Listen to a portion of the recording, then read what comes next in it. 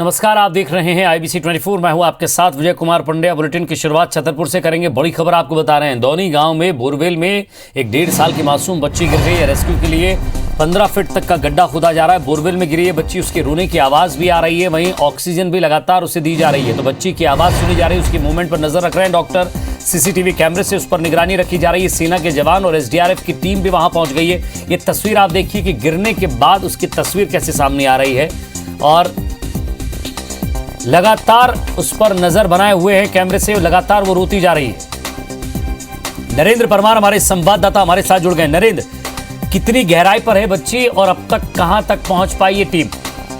देखिए, बिल्कुल जिस तरीके से जो पूरा मामला सामने आया था और जैसे ये जो बोरवेल में गिरी मासूम बच्ची वाली बात सामने आई थी, इसको लेकर स्थानीय प्रशासन और जिला प्रशासन एकदम से हरकत में आया और आनंद फानंद में वहाँ पर रेस्क्यू दल पहुंचा। रेस्क्यू दल ने जाकर वहाँ पर 15 फीट तक जो JCB के जरिए बोर के बाजू में गड्ढा खोदा है, क्योंकि ऐसा बताया जा रहा है कि जो बोरवेल में जो बच्ची जो जिस गहराई में फंसी हुई है उसकी जो गहराई है वो 15 फीट है।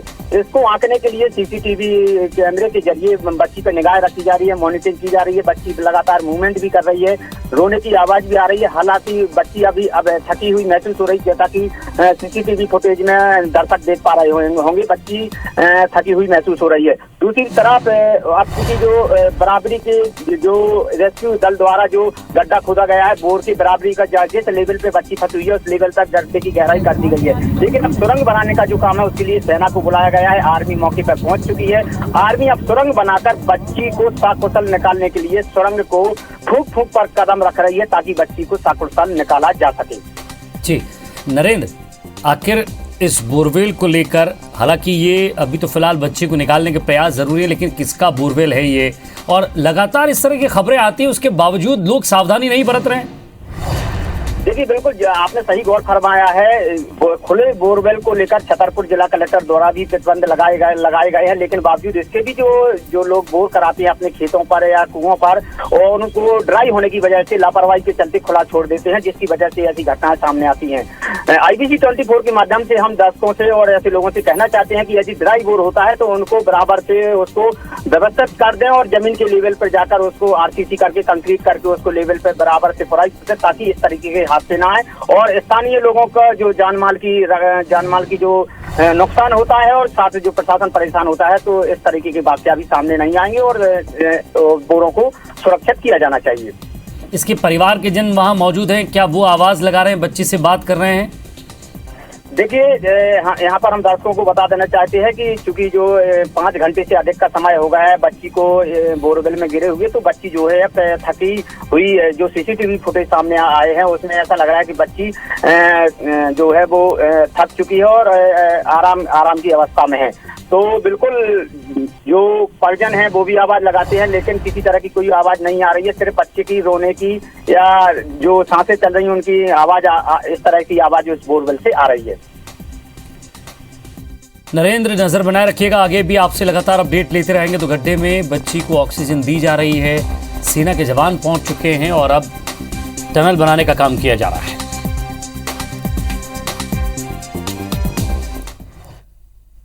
मध्य प्रदेश में पंचायत चुनाव का मामला एक बार फिर सुप्रीम कोर्ट पहुंच गया। जबलपुर हाई कोर्ट ने मामले पर त्वरित सुनवाई से इनकार किया, तो याचिकाकर्ताओं ने फिर सुप्रीम कोर्ट की शरण ली है। याचिकाकर्ताओं की ओर से सीनियर एडवोकेट विवेक तनखा ने सुप्रीम कोर्ट में अपने आवेदन पर जिरह की।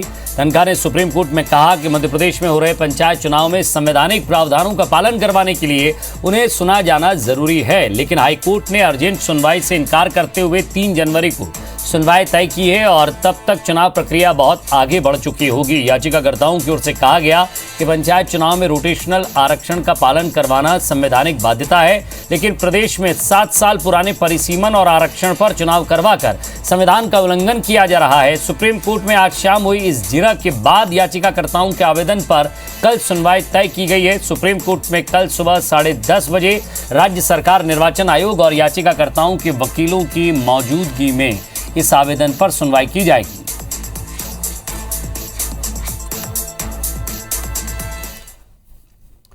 मध्य प्रदेश में धरना प्रदर्शन और आंदोलन के दौरान सरकार और निजी संपत्ति को नुकसान पहुंचाना अब भारी पड़ेगा। सरकार नुकसान की भरपाई प्रदर्शनकारियों के जरिए करेगी। शिवराज कैबिनेट के इस फैसले पर मध्य प्रदेश निजी और लोक संपत्ति नुकसान निवारण और विधेयक को मंजूरी दे दी गई है। इसमें रिटायर्ड जज और रिटायर्ड आईएएस अधिकारी को शामिल कर ट्रिब्यूनल बनाया जाएगा।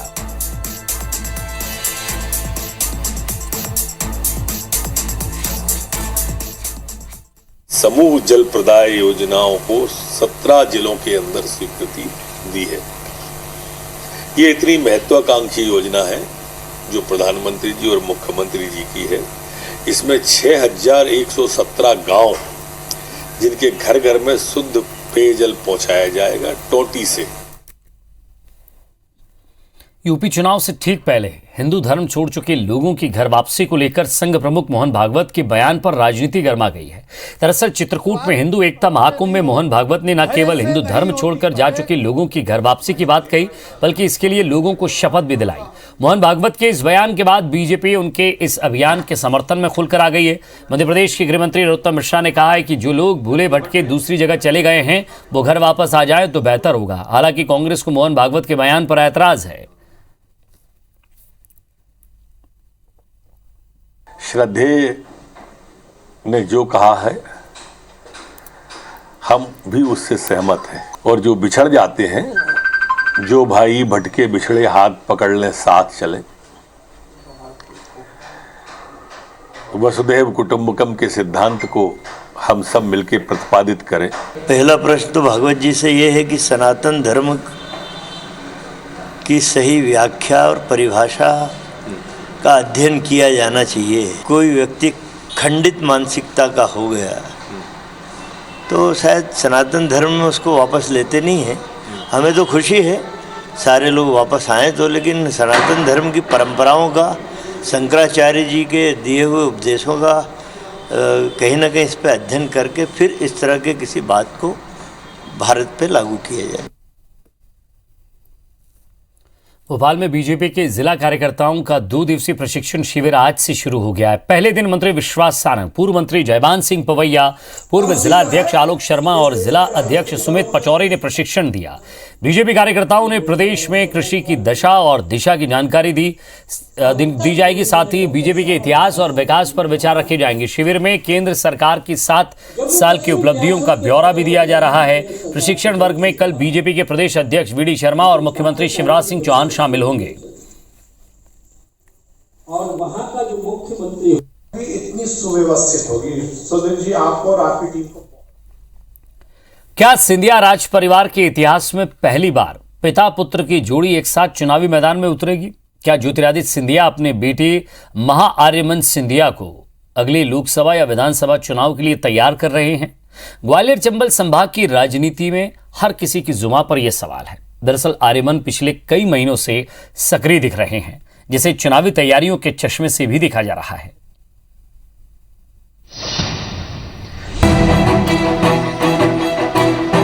ज्योतिरादित्य सिंधिया के बेटे महाआर्यमन सिंधिया लगातार अपने पिता के साथ जनता के बीच जा रहे हैं। जानकारी से चुनावी तैयारियों के चश्मे से देख रहे हैं। तो क्या महाआर्यमन अगला लोकसभा चुनाव लड़ेंगे या फिर विधानसभा चुनाव के रण में उतरेंगे? हालात ऐसे भी बन सकते हैं कि 2024 के लोकसभा चुनाव में पिता पुत्र की जोड़ी गुना और ग्वालियर से चुनावी समर में उतर सकती है। 3 महीने से ज्योतिरादित्य सिंधिया और महाआर्यमन को साथ में ही लेके लगभग जाते हैं। तो देखो ये तो तय ही है कि उनको राजनीति में आना है। अब चुनाव लड़ेंगे या पिता का चुनाव संभालेंगे, ये अभी देखना पड़ेगा उनको। कांग्रेस अब तंज कस रही है कि सिंधिया ने अपने बेटे को चुनाव लड़ाने के लिए कमर कस ली है, जो पुराने भाजपाइयों के साथ कुठाराघात होगा। वहीं बीजेपी का तर्क है कि पिता की समाज सेवा के काम को बेटा आगे बढ़ाता है तो अच्छी बात है, लेकिन चुनाव लड़ाना पार्टी तय करती है। देखिए, इनके यहाँ तो परिवार में प्रारंभ से ही परिवारवाद है और पिता जो है वो पुत्र को लॉन्च करते ही है। लेट माधवराव सिंधिया जी ने भी ज्योतिरादित्य सिंधिया जी को लॉन्च किया था और वंशानुगत जो उनके यहाँ परिपाटी है उसके अनुसार ये भी अपने पुत्र को लॉन्च कर रहे हैं। देखिए, तो समय बताएगा, ये बात भविष्य के गर्भ में है। लेकिन पिता अगर पुत्र को समाज सेवा में साथ में लाता है, जन सेवा का भाव उसके अंदर पैदा करता है, तो ये स्वागत योग्य कदम है, क्योंकि मूल तो जनता की सेवा करना है। अब जनता की सेवा करेंगे और चुनाव किसको लड़ना किसको लड़ना तो पार्टी तय करती। राजनीति के पंडित ये भी कयास लगा रहे हैं कि सिंधिया परिवार केंद्र की ही राजनीति करेगा और इसलिए उनकी नजर गुना और ग्वालियर दोनों सीट पर है। नासिर गौरी, IBC 24, ग्वालियर। मध्य प्रदेश में आदिवासी वोट बैंक को रिझाने के लिए सियासत जारी है। भोपाल में मीडिया से बात करते हुए कांग्रेस ने शिवराज सरकार पर आदिवासियों को झूठे प्रलोभन देकर वोट बैंक की राजनीति करने का आरोप लगाया है। साथ ही कहा है कि सीएम के विधानसभा क्षेत्र में रानी कमलापति का गिंडौरगढ़ महल खंडर हो रहा है। इस और किसी ने अभी तक ध्यान नहीं दिया। इतना ही नहीं, कांग्रेस ने शीत सत्र में महल के मुद्दे को लेकर रिपोर्ट रखने के लिए कमलनाथ के निर्देश पर 5 सदस्यीय कमेटी का गठन भी किया और बताया गया कि कमेटी महल का दौरा करना चाहती है, जिसे लेकर वन मंडल अधिकारी को आवेदन भी दिया गया, लेकिन अफसर ने बाघ गणना का हवाला देकर अनुमति से इनकार कर दिया। जिसके बाद कांग्रेस ने आरोप लगाया कि शिवराज सरकार आदिवासियों की धरोहर को सहेजने में पूर्णतः असफल साबित हुई है, इसलिए वो किले पर जाने का प्रतिबंध लगा रही है।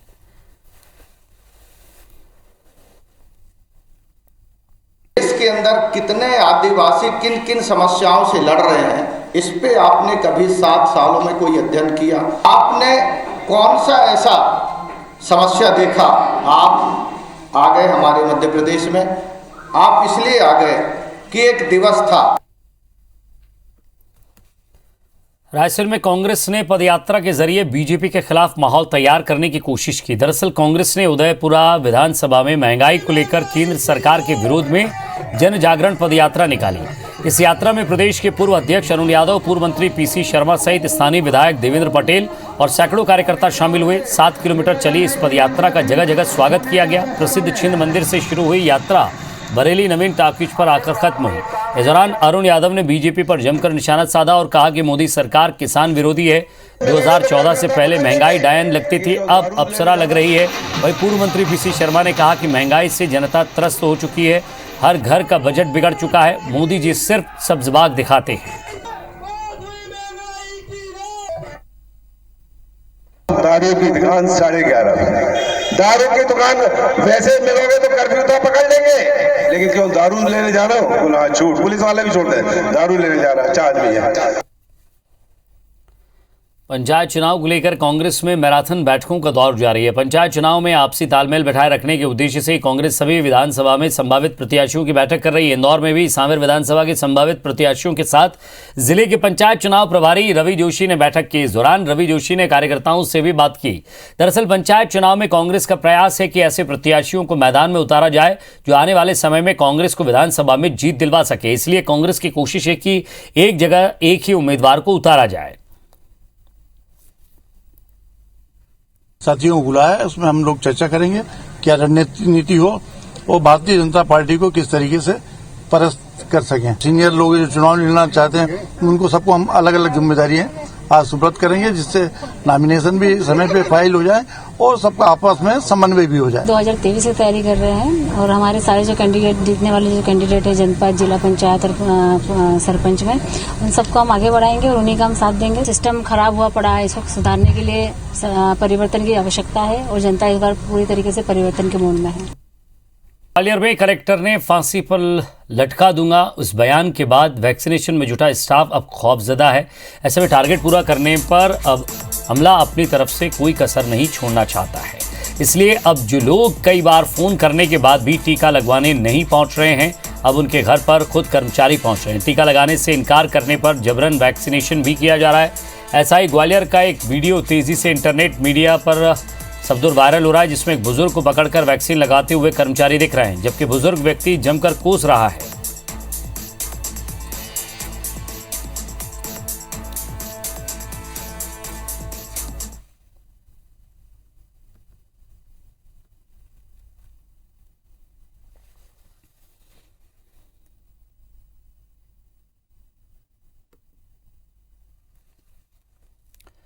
गोवर्धन मठ के शंकराचार्य स्वामी निश्चलानंद सरस्वती उज्जैन दौरे पर रहे। इस दौरान उन्होंने कहा कि लोकमत को अनुकूल करने के लिए कोई फैसला लिया जाए तो वह सही है, लेकिन अगर लोकमत अनुकूल नहीं है तो वो निर्णय सही नहीं है। देश भर में मंदिरों और तालाबों के सौंदर्यीकरण के नाम पर तोड़े जा रहे मकानों को लेकर उन्होंने कहा कि सौंदर्यीकरण को लेकर सरकारें दमनकारी नीति अपना रही हैं। लोकमत को अनुकूल करके ही शासन तंत्र कोई कदम उठाता है। अब लोक मत को फिर शासन तंत्र के विरोध में खड़ा करना, सब जगह में खड़ा हो जाऊं, उचित नहीं ना।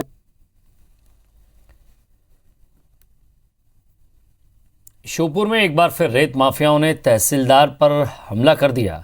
हमला देख विजयपुर तहसीलदार अपनी बचाव के लिए गाड़ी से उतरकर इधर उधर छुपने लगे तो ट्रैक्टर ने तहसीलदार की गाड़ी को टक्कर मारी और वहां से भाग खड़ा हुआ।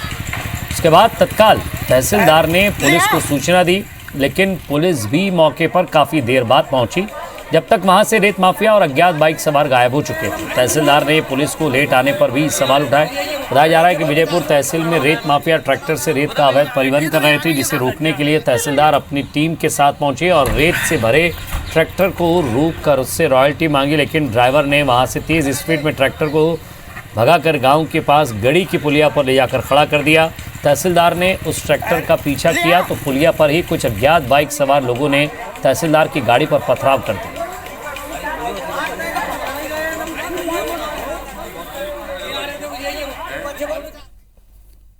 आगरमालवा इलाके के बड़ौद में 13 दिसंबर को गल्ला व्यापारी प्रवीण जैन की हुई हत्या के मामले में एसपी ने प्रेस कॉन्फ्रेंस कर घटना का खुलासा किया। दरअसल कालू सिंह नाम का 21 वर्षीय युवक जब व्यापारी के पास गेहूं बेचने आया तो कीमत को लेकर विवाद हो गया, जिसके बाद कालू सिंह ने चाकू से व्यापारी पर हमला कर दिया, जिसके बाद वो गले में रखे रुपए भी ले जाना चाहता था, लेकिन व्यापारी की मदद की अपील के बाद आरोपी बाइक लेकर फरार हो गया। पुलिस ने घटना में उपयोग में आए बाइक, चाकू, खून से सने कपड़े बरामद किए।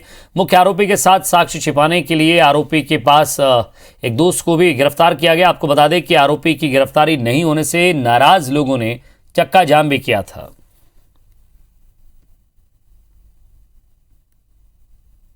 पुलिस टीम के द्वारा काफ़ी सूझबूझ से और साइबर और अनटेक्निकल एफर्ट से कार्रवाई करते हुए कालू सिंह को गिरफ्तार किया है और कालू सिंह के कब्जे से प्रयुक्त जो चाकू, मोटरसाइकिल और मोबाइल ये जब्त किया है। मंदसौर के भैंसोदा में 12 दिसंबर को हुए हत्याकांड के मामले में प्रशासन ने आरोपियों के अवैध ठिकानों को ध्वस्त कर दिया है। साथ ही इस हत्याकांड में पुलिस ने अब तक 6 आरोपियों को हिरासत में लिया है, जबकि घटना का मुख्य आरोपी शैलेंद्र अब भी फरार है। बाबा रामपाल के अनुयायियों द्वारा किए जा रहे आयोजन में हुए हमले में पुलिस ने 9 आरोपियों के खिलाफ नामजद एफआईआर दर्ज की है, जबकि कुछ लोग अज्ञात हैं। बुधवार को भानपुरा तहसीलदार नागेश पवार, थाना प्रभारी गोपाल सूर्यवंशी हमले के साथ पहुंचे और भैंसोदा में फरार आरोपियों पर अवैध अतिक्रमण को ध्वस्त किया गया है। फरार आरोपियों पर इनाम की घोषणा भी की गई है।